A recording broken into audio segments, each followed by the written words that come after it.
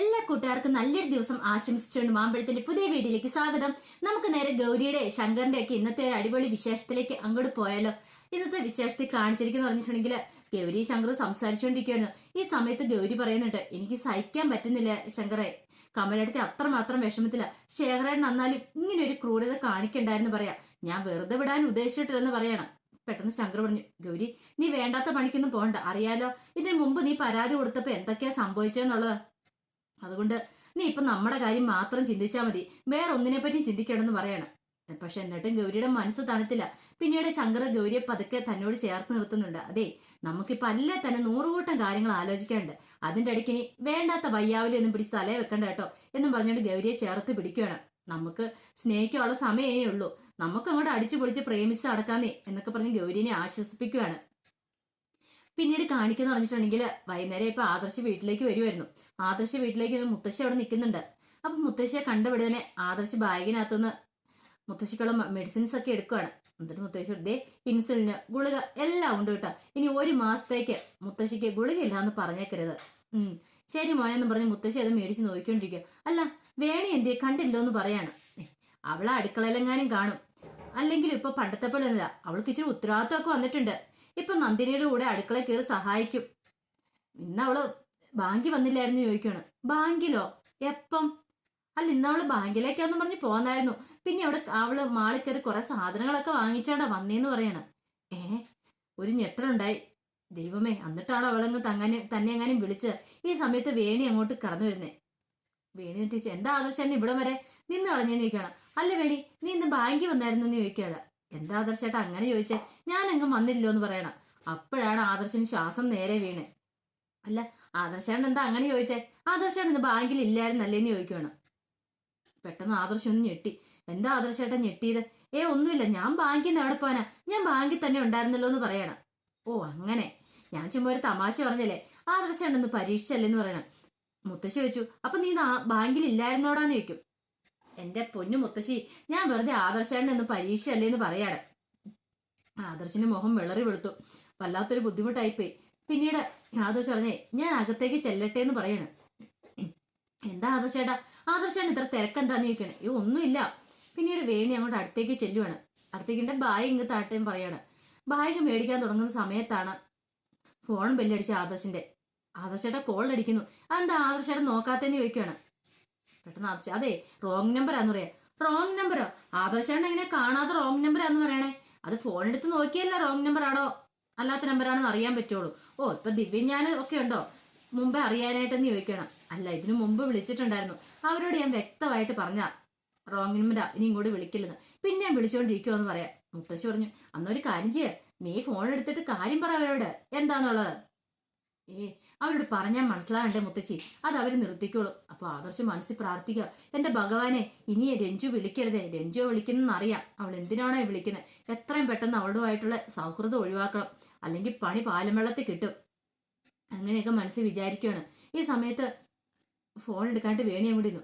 ഇങ്ങോട്ട് വാട്ടെ, ഞാൻ ആ കോൾ എടുത്തിട്ട് പറയാം റോങ് നമ്പറാന്ന്, എനിക്കറിയണമല്ലോ ആരാന്ന് എന്ന് പറഞ്ഞ് വേണി അങ്ങോട്ട് കോൾ എടുക്കാൻ ചെല്ലണം. അപ്പൊ ആദർശം പറഞ്ഞു, കോള് നിന്ന് കിട്ടോ എന്ന് പറയണം.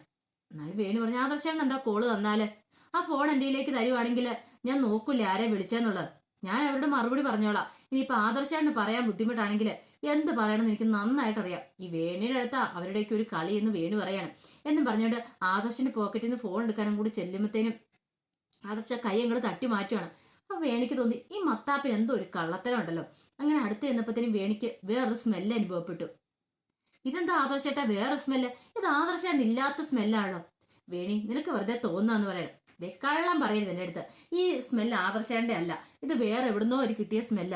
സത്യം പറ ആദർശേട്ടാ, ഈ സ്മെല്ല് എവിടുന്നാന്ന് ചോദിക്കുകയാണ്. ആദർശം മനസ്സിലായി താൻ പെട്ടു. ഇനിയിപ്പൊ എന്ത് ചെയ്യും എന്റെ ഭഗവാനെ? പെട്ടെന്ന് ആദർശം, അതോ അതിന് ഞാൻ മരിച്ച വീട്ടിൽ പോയായിരുന്നു, ചിലപ്പോ അവിടെ നിന്ന് എങ്ങാനും പറ്റി കിട്ടിയ സ്മെല്ലായിരിക്കും. മരിച്ച വീട്ടിലോ? എന്തിന്? എന്റെ ഫ്രണ്ടിന്റെ ഒരു ഫ്രണ്ടിന്റെ മുത്തശ്ശൻ മരിച്ചു പോയിട്ടുണ്ടായിരുന്നു, അപ്പൊ അവിടെ പോയായിരുന്നു. അങ്ങനെ. അത് ഞാൻ പെട്ടെന്ന് അങ്ങോട്ട് ചെല്ലട്ടെ എന്ന് പറഞ്ഞുകൊണ്ട് കൂടുതലൊന്നും പറയാൻ നിൽക്കാതെ ആദർശം അങ്ങോട്ട് കയറി ഓടുവാണ്. ഇപ്പം വേണി ഓർത്തിത് എന്ത് പറ്റി ആദർശേട്ടന് പതിവില്ലാത്ത പരം ഇങ്ങനെയൊരു എന്താളും കണ്ടെത്തിയിട്ട് തന്നെ കാര്യം എന്നോർത്ത് വേണി ചെല്ലുമ്പോൾ കാണുന്ന കാഴ്ച എന്ന് പറഞ്ഞിട്ടുണ്ടെങ്കിൽ ആദർശ ഇട്ടിരുന്ന ഷർട്ടും പാൻറ്റും ഒക്കെ വെള്ളത്തിൽ മുക്കി വെക്കുവായിരുന്നു. നന്നായിട്ട് അലമ്പി പിഴിഞ്ഞോണ്ടിരിക്കുക. വേണി ഓർത്ത് ഇതെന്താ കാക്ക മലർന്നു പറക്കും, ആദർശേട്ടൻ എന്ത് പരിപാടി ചെയ്യുന്നേ, ഇതൊന്നും പതിവില്ലാത്ത ആളല്ലോ. വേണി അങ്ങോട്ട് എന്നിട്ട് ചോദിച്ചു, അല്ല ആദർശേട്ടാ, ആദർശേട്ടൻ എന്താ ഇതിനെ ഈ ഷർട്ടൊക്കെ വെള്ളത്തിൽ മുക്കണേന്ന് ചോദിക്കുകയാണ്. അതോ, അത് ഞാൻ മരിച്ചു വീട്ടിൽ പോയതുകൊണ്ടാ. മരിച്ചു വീട്ടിൽ പോയിട്ടുണ്ടെ വന്നു കഴിയുമ്പോൾ ഇങ്ങനെ ചെയ്യണം, അങ്ങനെ അതിന്റെ കണക്കെന്ന് പറയണം. അതാരാ ആദർശനോട് പറഞ്ഞേ? അതൊക്കെ ഉണ്ട്, അല്ലെങ്കിൽ സംശയമുണ്ട് നന്ദിനിയമ്മയോട് ചോദിച്ചു നോക്കാൻ പറയണേ. ഈ സമയത്ത് നന്ദിനിയമ്മ അങ്ങോട്ട് വന്നേ. അപ്പൊ നന്ദിനിയമ്മയോട് ആദർശ് ചോദിച്ചു, അമ്മേ, നമ്മൾ മരിച്ചു വീട്ടിൽ പോയിട്ട് വന്നിട്ടുണ്ടെങ്കിൽ ആ ഇട്ടിരിക്കുന്ന ഉടുപ്പൊക്കെ വെള്ളത്തിൽ മുക്കിയിടൂലേ, അതെന്തിനാന്ന് വേണിക്കൊന്നും പറഞ്ഞു കൊടുത്തേന്ന് പറയാണ്. അത് മോളെ, നമുക്ക് പോയിട്ട് വന്ന വാലായ്മ കാണും, അതുകൊണ്ടാണ് അതൊക്കെ മുക്കി വെക്കുന്നത് എന്ന് പറഞ്ഞ് നന്ദിനിയമ്മ അങ്ങോട്ട് പോവാണ്. എന്നിട്ട് പക്ഷെ വേണിക്ക് ആ സംശയം അങ്ങോട്ട് മാറിയിട്ടില്ല. ആദർശ് ആ ഷർട്ട് മുക്കി വെച്ചിട്ട് അങ്ങ് പോയി കഴിഞ്ഞ് വേണി അത് പോയെടുത്ത് മണത്ത് നോക്കണം. ഇപ്പൊ ആ സ്മെല്ലില്ല, ആ സ്മെല്ല് പോയിട്ടുണ്ട്. എന്തോ ഒരു പന്തികേടുണ്ട്, തന്നെ എന്തോ പറ്റിക്കുന്നുണ്ട്, എന്താളും കണ്ടുപിടിക്കണം എന്ന് വേണി മനസ്സ് വിചാരിക്കുകയാണ്. പിന്നീട് കാണിക്കുന്നത് മഹാദേവന്റെ കാലൊക്കെ തിരുമ്മി കൊടുത്തോണ്ടിരിക്കുകയാണ് തങ്കച്ചി. തങ്കച്ചി പറഞ്ഞു, എന്നാലും അവള് കാരണം ഈ പ്രശ്നത്തിലെല്ലാം കാരണം ഗൗരി. അവൾ ഈ കുടുംബത്തിലേക്ക് വന്നില്ലായിരുന്നെങ്കിൽ ഗൗരിയുടെ കുഞ്ഞ് ഇപ്പോഴും പോവില്ലായിരുന്നു, ജീവനോടെ കണ്ടേനം. അല്ല, അവളുള്ളത് കൊണ്ടല്ലേ ഇങ്ങനെ സംഭവിച്ചേ. അവളില്ലായിരുന്നെങ്കിൽ അവളെ നമ്മൾ കൊല്ലാൻ ശ്രമിക്കുവോ? അത് കമലെ അറിയുവോ? അതുകൊണ്ടല്ലേ കമലയെ വഴക്കു പറയുകയൊക്കെ ചെയ്ത്. വേണ്ടായിരുന്നെന്ന് പറയാണ്. ഇത് കേട്ട് വെച്ചപ്പോഴത്തേനും മഹാദേവന് ദേഷ്യം വന്നു. മഹാദേവൻ പറഞ്ഞു, നീ എന്തൊക്കെയാ പറയണേ? കുറെ സമയമായിരുന്നു പൊലമ്പാന്നിട്ട്. മേലെ ഇനി അതിനെക്കുറിച്ചൊരു സംസാരം ഉണ്ടായിട്ടുണ്ടല്ലോ, എന്നിട്ട് ചെവിക്കല്ല് ഞാൻ അടിച്ചു ഞാൻ പോയിക്കും, പറഞ്ഞേക്കാം. എല്ലാം ഒപ്പിച്ച് വെച്ചിട്ട് അവൾ ഇരിക്കുന്ന ഇരിപ്പ് കണ്ടില്ലേന്ന് ചോദിക്കണം. എന്നാലും ആ പാവ കമലയുടെ കാര്യം എടുത്തിട്ട്, പാവോ അവളോ? കൊള്ളാം, അവൾക്ക് ഇതിന്റെ വല്ല ആവശ്യം ഉണ്ടായിരുന്നോ? അവൾക്ക് മര്യാദയ്ക്കുള്ള ചോറ് കൊണ്ട് ഇവിടെ ഇരുന്നാ പോരായിരുന്നു. അവൾക്ക് എന്ത് കാണിച്ചല്ലോ ഗൗരിയോടാ കൂറ്, ചോറ് ഇവിടെ കൂറ് അവിടെ എന്നും പറഞ്ഞ പോലെയാ. പറഞ്ഞിട്ടൊന്നും ഒരു കാര്യമില്ലാന്ന് പറയണം. ഈ സമയത്ത് തങ്കച്ചി പറഞ്ഞു, ആ ഗൗരീനെ അങ്ങനെ വെറുതെ വിട്ടുകൂടാ, എത്രയും പെട്ടെന്ന് ഒരു തീരുമാനം ഉണ്ടാക്കണം എന്ന് പറയാം. മഹാദേവൻ പറഞ്ഞു, അതിനുള്ള കാര്യങ്ങളൊക്കെ ഞാൻ ഉടനെ തന്നെ ചെയ്യും. അവൾ ഒറ്റയെടുത്ത് കാരണം ഈ കുടുംബത്തിൽ ഈ പ്രശ്നങ്ങൾക്കെല്ലാം കാരണം. പിന്നെ ഒരു കാരണവശാലും എപ്പോഴും നീ കമലയുടെ കാര്യത്തെക്കുറിച്ച് ഇവിടെ സംസാരിച്ചുകൊണ്ടിരിക്കില്ല. അതെങ്ങാനും ആ ശങ്കറെങ്ങാനും അറിയാൻ വന്നിട്ടുണ്ടെ അറിയാലോ പിന്നെ എന്താ സംഭവിക്കാന്നുള്ളത്. അതുകൊണ്ട് ദൈവത്തെ ഓർത്ത് നീ ഒന്ന് നാവടക്കി ഇരിക്കുക തങ്കച്ചി, എന്ത് ചെയ്യണമെന്ന് എനിക്ക് അറിയാമെന്ന് പറയാണ്. പിന്നീട് കാണിക്കുന്ന പറഞ്ഞിട്ടുണ്ടെങ്കിൽ രാത്രിയായി. അപ്പം ആദർശ് ബാത്റൂമിലേക്ക് കയറാൻ തുടങ്ങുമായിരുന്നു. ബാത്റൂമിലേക്ക് കയറാൻ തുടങ്ങുമ്പോഴത്തേനും ഫോണും പോക്കറ്റ് ഇട്ടുകൊണ്ടാ പോകുന്നത്. അപ്പം വേണു വന്നിട്ട് ചോദിച്ചു, ആദർശൻ എന്താ ഫോണും കൊണ്ടാണോ ബാത്റൂമിൽ പോണേന്ന് ചോദിക്കണം. അല്ല, ഫോണ് കയ്യിലിരുന്നോട്ടെ, ഞാൻ പറഞ്ഞില്ലേ എനിക്ക് ഒരു അത്യാവശ്യ കോള് വരാനുണ്ടെന്ന് പറയും. ഏത് കോള്? അല്ല, മേലുദ്യോഗസ്ഥൻ വിളിക്കുന്ന. ഏത് ഉദ്യോഗസ്ഥനാണെങ്കിലും ഫോൺ ഇവിടെ വെക്ക്, കോള് വന്നു കഴിയുമ്പോൾ ഞാൻ എടുത്തിട്ട് പറഞ്ഞോളാം ആദർശേട്ടൻ ബാത്റൂമിലാന്ന്, അല്ലെങ്കിൽ ആദർശേട്ടൻ ഞാൻ ഫോൺ തന്നോളെന്ന് പറയാം. അത് വേണി, അത് ശരിയാവത്തില്ല, അങ്ങേര് ഭയങ്കര ചൂടനാന്ന് പറയാം. എന്ത് ചൂടനാണെങ്കിലും കുഴപ്പമില്ല, ഞാൻ സംസാരിച്ചോളാം. ആദർശേട്ടൻ ഫോണും കൊണ്ട് പോകുന്ന എന്താ, വേറെ വല്ല ഉദ്ദേശം ഉണ്ടോന്ന് ചോദിക്കണം. എന്റെ പൊന്നോ, വേറൊരു ഉദ്ദേശവും ഇല്ല. ദൈവമേ, ഈ സമയത്ത് എങ്ങാനും രഞ്ജു വിളിച്ച് ആകെപ്പാടെ പെട്ടുപോയല്ലോ എന്നൊരു ചിന്തയായിരുന്നു ആദർശിന് ഉള്ളിലുണ്ടായിരുന്നേ. പറഞ്ഞു, വേണി അത് ചാർജില്ലേ ഫോണിനകത്തുനിന്ന്? ചാർജില്ലേ? ചാർജ് ഇല്ലാത്ത ഫോണും കൊണ്ടാണ് ആദർശേട്ടൻ നടക്കുന്നത്. ഇങ്ങോട്ട് കാട്ടെ, ഞാൻ കുത്തിയിടാന്ന് പറഞ്ഞിട്ട് വേണി ആ ഫോൺ ഇങ്ങോട്ട് മേടിക്കുകയാണ്. എന്നിട്ട് കൊണ്ടേ പ്ലഗിലേക്ക് കുത്തുക. അപ്പൊ ആദർശ് ഓടി വന്നിട്ട് ചോദിച്ചു, വേണി അത് സ്വിച്ച് ഓഫ് ചെയ്തെന്ന് ചോദിക്കും. ഇല്ല, അതെന്തിനാ സ്വിച്ച് ഓഫ് ചെയ്യുന്നേ? അല്ലേ, സ്വിച്ച് ഓഫ് ചെയ്തിട്ട് വേണം നമ്മൾ കുത്തിയിടാനായിട്ട്. ആഹോ, അപ്പൊ ഇത്രയും കാലം സ്വിച്ച് ഓഫ് ചെയ്തിട്ടല്ലോ ആദർശേട്ടൻ കുത്തിയിട്ടിരുന്നേ, പിന്നെ എന്നാ പെട്ടെന്ന് ഇങ്ങനെ? ഓ അതെ, ഞാൻ ഇന്ന് അതിനെക്കുറിച്ചുള്ള വിവരങ്ങളൊക്കെ അറിഞ്ഞേ. സ്വിച്ച് ഓഫ് ചെയ്തിട്ട് കുത്തിയാലും നമ്മൾ പെട്ടെന്ന് ചാർജ് കയറുള്ളൂ പറഞ്ഞു എൻ്റെ ഒരു ഫ്രണ്ട് പറഞ്ഞ. അതുകൊണ്ട് ഇനി മുതൽ നമ്മൾ സ്വിച്ച് ഓഫ് ചെയ്തിട്ട് വേണം കുത്തിയിടാന്ന് പറയണം. പറയുക മാത്രമല്ല, ആദർശ് വന്ന് സ്വിച്ച് ഓഫ് ചെയ്തിട്ട് അങ്ങോട്ട് പോവാണ്. എന്നാൽ ഇത് ആദർശാണ് എന്ത് പറ്റി? ഇന്ന് മൊത്തം മാറ്റങ്ങളാണല്ലോ. ബാത്റൂമിൽ കയറിയിട്ട് പതുക്കെ കതക് തുറന്നിങ്ങനെ നോക്കുന്നുണ്ട് വേണി എന്തെടുക്കുവാന്ന്. വേണി ഇങ്ങനെ ആലോചിച്ചുകൊണ്ട് നിൽക്കുന്ന കണ്ടേ. എത്രയും പെട്ടെന്ന് ആ രഞ്ജുവിനെ ഒഴിവാക്കണം, അല്ലെ തന്റെ കാര്യത്തിലൊരു തീരുമാനമാകും.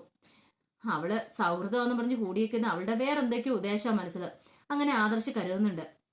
പിന്നീട് കാണിക്കുന്ന പറഞ്ഞിട്ടുണ്ടെങ്കിൽ രാത്രി രണ്ടുപേരും കിടക്കുമായിരുന്നു. നല്ല ഉറക്കം പിടി സമയത്താണ് ഫോൺ ബെല്ലടിക്കുന്നത്. നോക്കിയപ്പോഴത്തേനും രഞ്ജുവ വിളിക്കുന്നത്. എന്റെ ഭഗവാനെ, പെട്ടെന്ന് ആദർശ് കോള് കട്ട് ചെയ്തു. ഇവളെന്തിനാ ഈ പാതിരാത്രി വിളിക്കുന്നേ? അതിനുശേഷം ആദർശ് ഓർത്തോണ്ടിരിക്കുക, ഇതെങ്ങാനും വേണി കേട്ട് എഴുന്നേറ്റിട്ട് അതോടുകൂടി തീർന്നു തന്റെ ജീവിതം. വീണ്ടും അവൾ വിളിച്ചോണ്ടിരിക്കുക. കോള് കട്ട് ചെയ്യാനായിട്ട് തുടങ്ങി കഴിഞ്ഞപ്പോഴത്തേനും വേണി അറിഞ്ഞ് കോൾ അടിക്കുന്നത്. അപ്പൊ ആദർശാനെ ഇട്ട് കട്ട് ചെയ്യുന്നേം കണ്ടു. അപ്പൊ ആരായിരിക്കും ഈ സമയത്ത് വിളിക്കുന്നേ? പിന്നീട് ആദർശന് ഉറങ്ങാൻ പറ്റിയില്ല. ആദർശ് എഴുന്നേറ്റ് കുത്തിയിരിക്കുക. അപ്പൊ വേണി തെറ്റുകണ്ണും വെച്ചിങ്ങനെ നോക്കുന്നുണ്ട്. ആദർശന്റെ വിചാരം വേണി ഉറങ്ങിയെന്നുള്ളതാണ്. പക്ഷെ വേണി ഉറങ്ങിയിട്ടില്ലല്ലോ. കുറെ സമയം കഴിഞ്ഞപ്പോഴത്തേന് ആദർശ് ഓർത്തു, ഇനി ഒളിച്ചു വെച്ചിട്ട് കാര്യമില്ല, വേണിയോട് സത്യങ്ങളൊക്കെ തുറന്നു പറയണം എന്ന് കരുതി വേണീനെ വിളിക്കുകയാണ്. അപ്പൊ വേണി ഉറക്കത്തിൽ എന്ന പോലെ ഇങ്ങനെ അഭിനയിച്ച് കിടക്കുവാണ്. വിളിച്ചു, വേണി ഒന്ന് എഴുന്നേക്കാൻ പറയാണ്. എന്താ ആദർശേട്ടാ, ഒന്ന് എഴുന്നേറ്റ്, എനിക്കൊരു കാര്യം സംസാരിക്കാനുണ്ട്. ഈ പാതിരാത്രിയിലാണോ കാര്യം സംസാരിക്കുന്നത് എന്നൊക്കെ പറഞ്ഞ് ഉറക്കച്ചവടോടുകൂടി വേണി ഇങ്ങനെ എഴുന്നേറ്റ് വരുവാണ്. എന്താ ആദർശേട്ടാ പറ. അതെ, എനിക്ക് സീരിയസ് ആയിട്ടൊരു കാര്യം പറയാനുള്ളത് നിന്നോട്. എന്ത് മണ്ണാങ്കട്ടയാണല്ലോ എന്നോടൊന്ന് പറ. ഈ ചുമ്മാ ഉറക്കത്തിൽ നിന്ന് വിളിച്ചേൽപ്പിച്ചിട്ട്. അല്ലേ വേണ്ട. ദേ ഒരു കാര്യം ഞാൻ പറഞ്ഞേക്കാം. ഉറക്കത്തിൽ നിന്ന് വിളിച്ചേൽപ്പിച്ചിട്ട് അത്താഴമില്ലെന്ന് പറയുന്ന ഒരു പരിപാടി കാണിക്കരുത് കേട്ടോ. എന്തായാലും ഉണ്ടല്ലോ ഇപ്പൊ തുറന്ന് പറഞ്ഞോളാം പറയണം. പറയാൻ തന്നെ ആദർശ് തീരുമാനിച്ചു. അങ്ങനെ ആദർശ് ആ കഥകളൊക്കെ പറയാൻ തുടങ്ങുവാണ്. അതിന്റെ വിശേഷങ്ങളൊക്കെ നമ്മൾ കണ്ടേന്ന് പറഞ്ഞിട്ടുണ്ടെങ്കിൽ ഇതിന്റെ ബാക്കി വിശേഷങ്ങളുമായിട്ട് വൈകുന്നേരത്തെ പ്രമോയും ഞാൻ വരാട്ടോ. ഒരിക്കൽ കൂടി എല്ലാവർക്കും നല്ലൊരു ദിവസം ആശംസിച്ചുകൊണ്ട് നിർത്തുന്നു. നന്ദി.